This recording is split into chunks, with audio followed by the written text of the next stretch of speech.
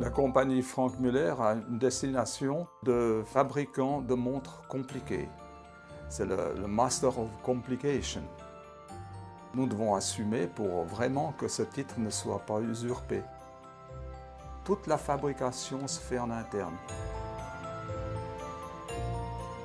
Je m'appelle Jean-Pierre Gaulet. J'ai une formation d'horloger, puis d'ingénieur, ce qu'on appelle aujourd'hui microtechnique, qui était l'horlogerie de l'époque. Avec Jean-Pierre, nous sommes cousins germains. Nos pères respectifs étaient deux frères, et des horlogers émérites.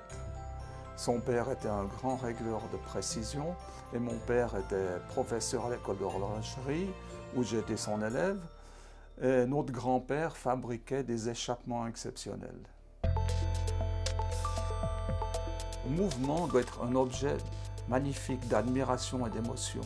Alors chaque petit détail est extrêmement important. Je m'occupe plutôt de tout l'aspect technique, de l'aspect dimensionnel, de calcul, afin de vérifier que le produit a une chance d'aboutir. La CAO a toujours fait partie du développement depuis pratiquement la création de la société. Elle a pris une extension énorme au moment où on a vraiment commencé des développements totalement intégrés et totalement fabriqués en interne.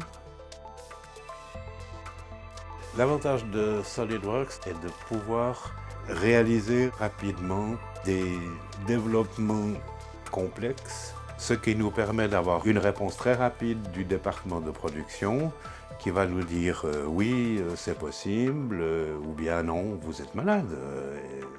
Ainsi, on arrive à avoir très rapidement une idée sur la faisabilité d'un projet.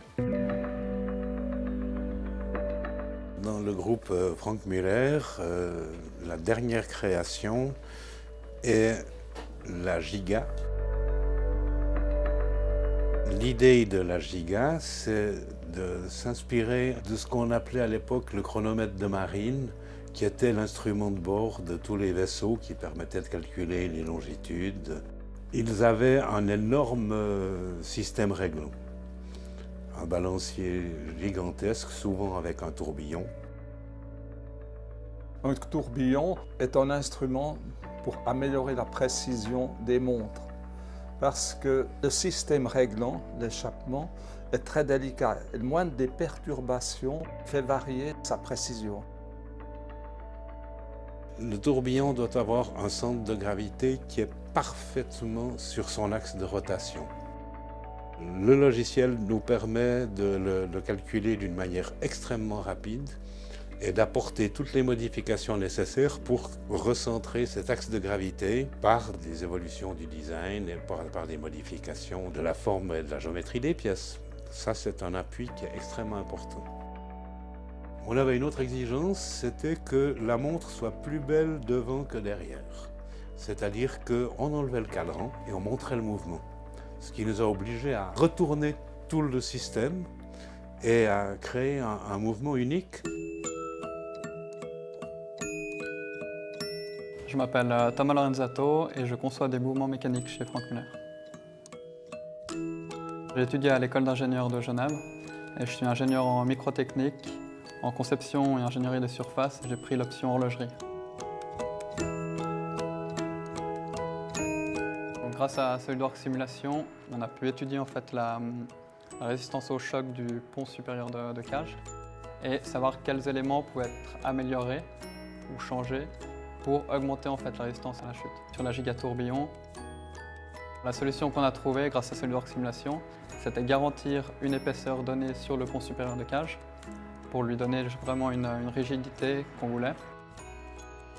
Un autre avantage sur SolidWorks, c'est qu'on peut utiliser l'outil de détection d'interférence, donc voir s'il n'y a pas de conflit de matière entre des pièces.